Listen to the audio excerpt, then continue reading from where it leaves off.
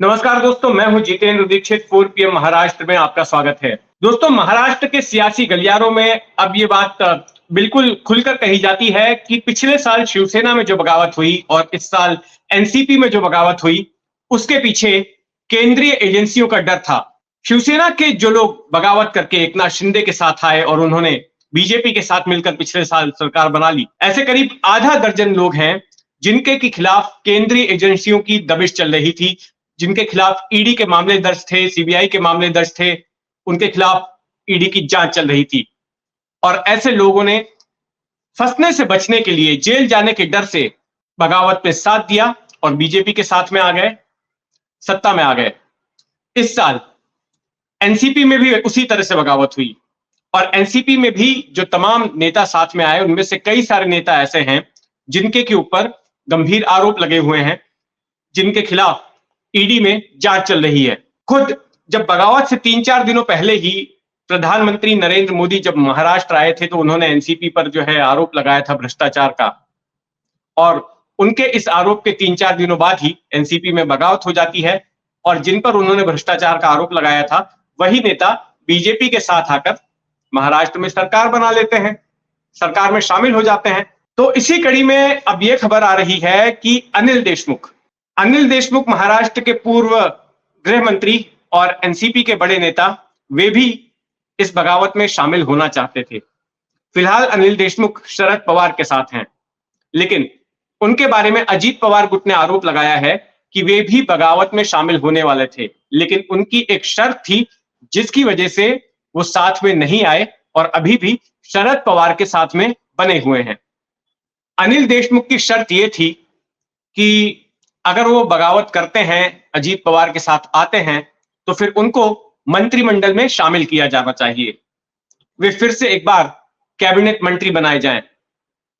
लेकिन बगावत से पहले जब अजीत पवार की ओर से लिस्ट सौंपी गई बीजेपी को, तो बीजेपी ने अनिल देशमुख का नाम देखकर बीजेपी चौंक गई और बोला कि नहीं नहीं नहीं नहीं, अनिल देशमुख नहीं, क्योंकि देवेंद्र फडणवीस का ऐसा कहना था कि अनिल देशमुख के खिलाफ हमने विधानसभा में काफी सारे आरोप किए हैं, उनको टारगेट किया है, वो जेल जा चुके हैं, और ऐसे में उनको इतनी जल्दी जो है साथ में ले लेना मंत्रिमंडल में, वो सही नहीं होगा, तो उनको नहीं लिया जा सकता फिलहाल।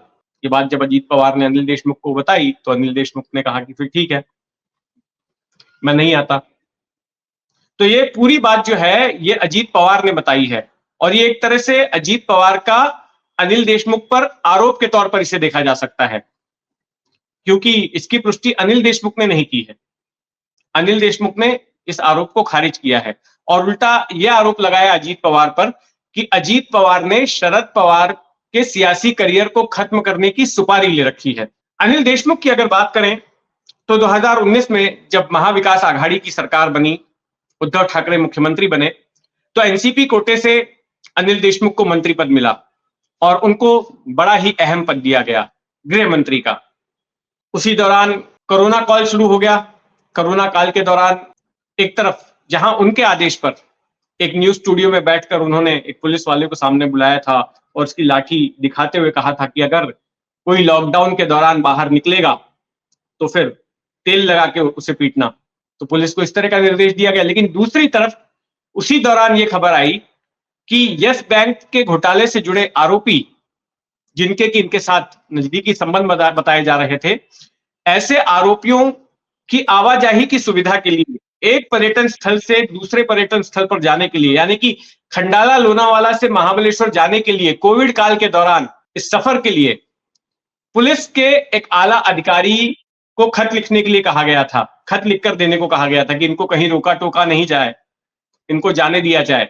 तो उसको लेकर विवाद भी हो गया था कि एक तरफ आम आदमी पर आप लाठी चलाने की बात कर रहे हैं और दूसरी तरफ जो आरोपी है, इतना बड़ा घोटालेबाज है जिसके ऊपर आरोप है घोटाले का, उसके लिए आप ऐसी छूट दे रहे हैं, उसके लिए बाकायदा खत लिख कर दिया जा रहा है पर्यटन स्थलों पर घूमने के लिए। तो ये विवाद में फंस गए। लेकिन इससे उनकी कुर्सी नहीं गई, इस विवाद से इनकी कुर्सी गई एक दूसरे विवाद से। दूसरा विवाद क्या था? दूसरा विवाद वो था जिसने कि पूरे देश को हिला दिया था। एंटीलिया कांड याद है ना आपको? उद्योगपति मुकेश अंबानी के घर के नीचे जो विस्फोटकों से भरी कार बरामद हुई थी, तो उस सिलसिले में उसी मामले के जांच अधिकारी इंस्पेक्टर सचिन वाजे को गिरफ्तार कर लिया गया था। और वाजे की गिरफ्तारी के बाद सवाल उठाए जाने लगे पुलिस कमिश्नर परमवीर सिंह के ऊपर। तो अनिल देशमुख जो कि गृह मंत्री थे, परमवीर सिंह के बॉस थे, उन्होंने परमवीर सिंह के खिलाफ बयान दिया और कहा कि परमवीर सिंह ने मुझे अंधेरे में रखा और ये सब मामले की जानकारी नहीं दे रहे थे।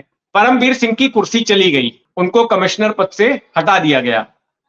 लेकिन इसके बाद परमवीर सिंह ने भी एक खत लिखा और उस खत को राज्यपाल भगत सिंह कोश्यारी जो तब थे उनको भेजा और मुख्यमंत्री उद्धव ठाकरे को भेजा और उस खत में बेहद गंभीर आरोप लगाए।